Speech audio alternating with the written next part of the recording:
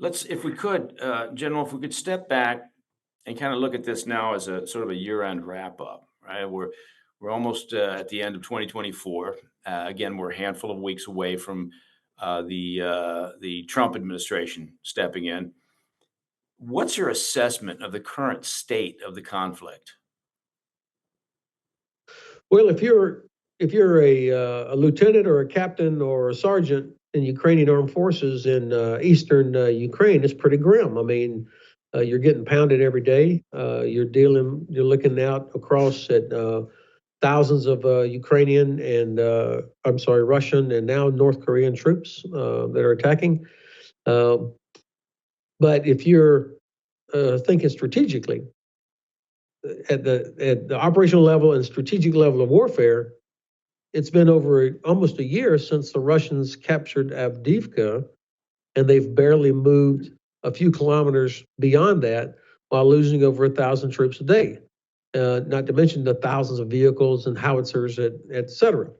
So I think it sucks if you're in that fight, but it's incredible to me how well they have held off Russia from making any sort of breakthrough, any big gains. It's just this constant attrition that they're able to do because we have not given Ukraine the capability to strike deep.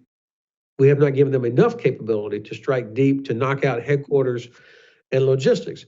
And then on the north side of Ukraine, of course, the Kursk bridgehead that Ukrainians established back in August. The Russians have finally retaken probably about half of that. But even that is remarkable that since August, there is still a sizable Ukrainian foothold or bridgehead inside Russia. That's not inconsequential. It's costing the Russians resources that they're having to throw at it. And it also creates a problem if you start getting into negotiations and you're talking about, okay, everybody keep what you got. Ukraine has a piece of Russia.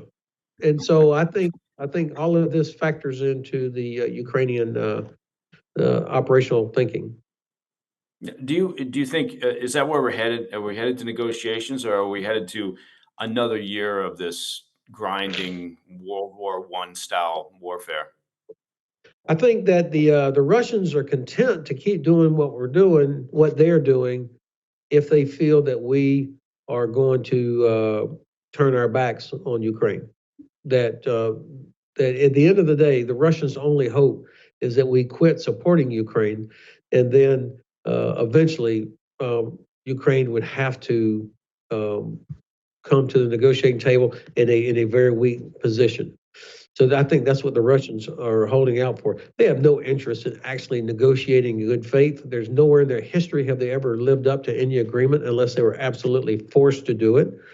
And so I'm not against negotiating, but we should have our eyes wide open about who it is that we would be asking the Ukrainians to negotiate with.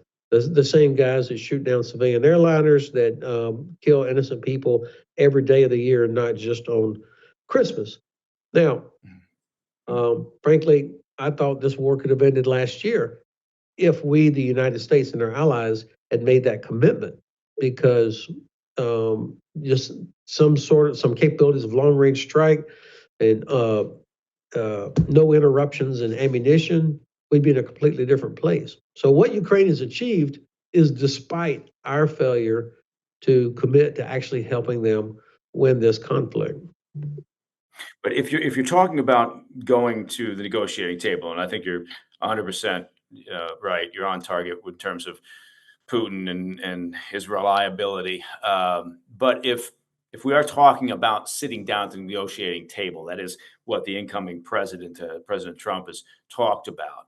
Um, do you assess that Ukraine is in a stronger position now to do that, or were they in a stronger position a year ago? I mean, I guess what I'm asking is, are we asking them, or will we be pushing them perhaps after January 20th to sit down at the negotiating table when they're actually in a weaker position than they have been? That's an interesting question. I think a year ago, there was a hope that the Biden administration and other allies were going to finally realize that it was in our interest to help Ukraine actually win. And we were going to do all these things needed. And here we are a year later, and we're still not, providing those capabilities that would really make the difference.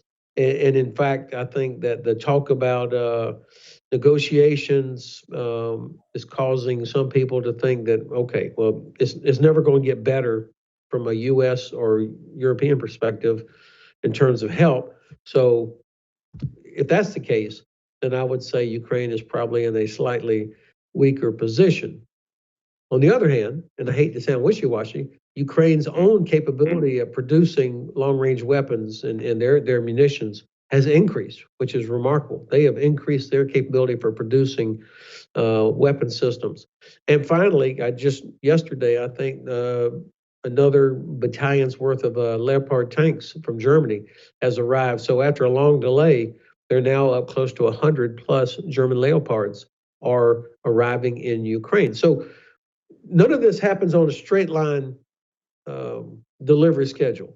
It comes in various for different reasons. None of this happens in a vacuum. So, and of course, sitting across the table, you've got a Russia that not only has had hundreds of thousands of casualties about which they don't care, but their economy I think, is in trouble.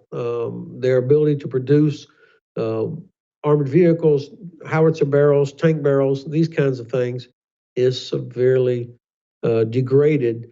And so most of the reporting I see indicates that they cannot go beyond next year in terms of industrial capacity.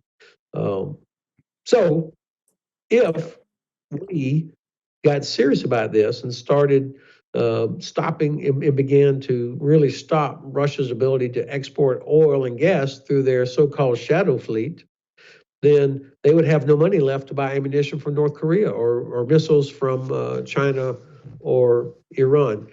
That's, I'm not avoiding your question, but it's not that simple. If we want, if the only solution is, well, we just want to stop the fighting, okay, there are things that are worse than no fighting. I mean, if you're a Ukrainian that lives in Russian occupied territory, you'd much rather be fighting.